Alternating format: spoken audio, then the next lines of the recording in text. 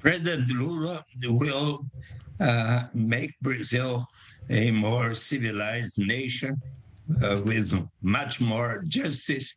His priority is to end the poverty that has increased so much with the government of Bolsonaro, and he will introduce the economic policies, social and economic policies that will raise the level of justice, including the citizens' basic income until will become universal and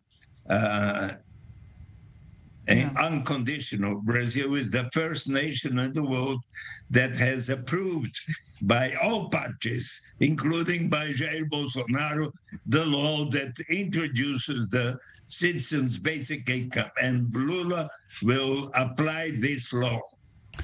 Mr. Gayer, what would a second term by Bolsonaro will look like? Well, first, let me just respond to Mr. Suplicy about the civilization and being more civil. During the Lula's term, while he was president, the homicide rate in Brazil skyrocketed. We were having more than 60,000 homicides per year. In the first 2 years of Bolsonaro government, that homicide rate fell by 30%. That is one of the biggest drops in homicide rate in a short period of time that we know of in history of the world. Also, the citizen basic income that Mr. Suplicy mentioned as created by them, they were paying a meager 180 reais in average. That would be something like $40 a month.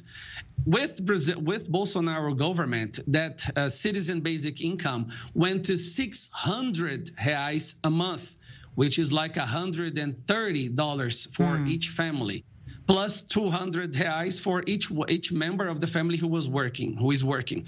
So we have now poverty going down. We have unemployment going down as low as the last 10 years. Homicide rates going down.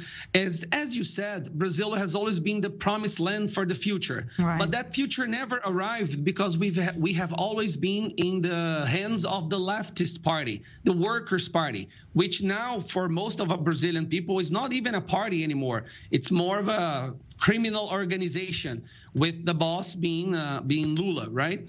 And when it comes to the elections, what's happening right now, it's fraud after fraud.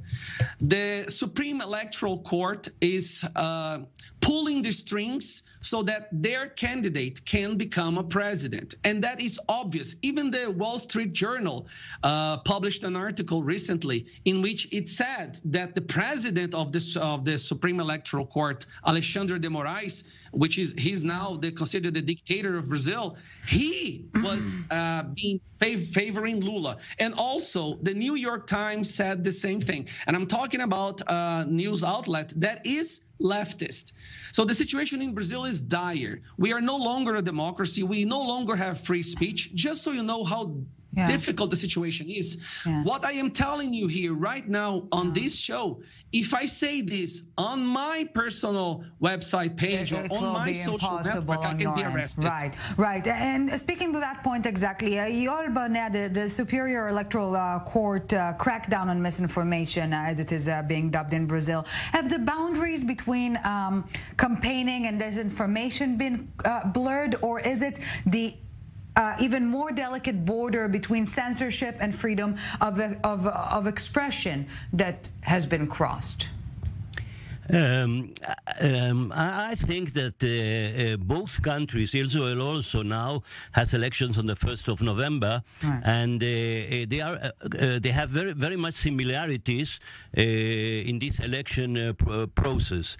And you asked before if they are voting for or against. Right. Many, I would say that many voters are voting principally against. I know very well that certain voters do not want to vote for Lula and do not want to vote for Bolsonaro, but taking in account this situation, they want to block Bolsonaro from re-election, and that's the reason that they are voting for Lula, but not because... The lesser of two two evils, so to speak.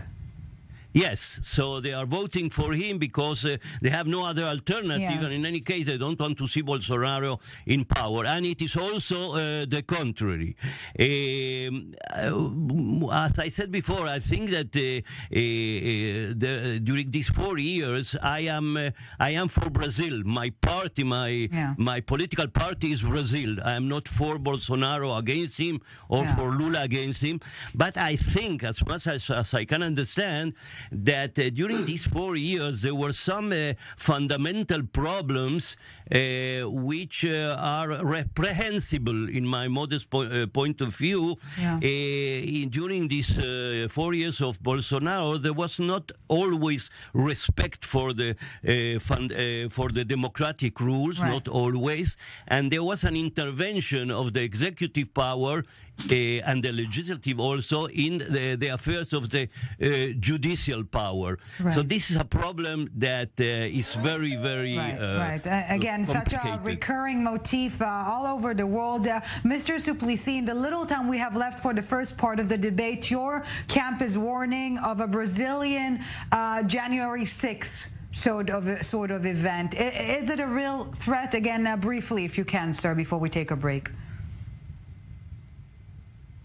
I think that Bolsonaro is preparing something like what President Trump, when he lost the election, tried to make a coup d'etat.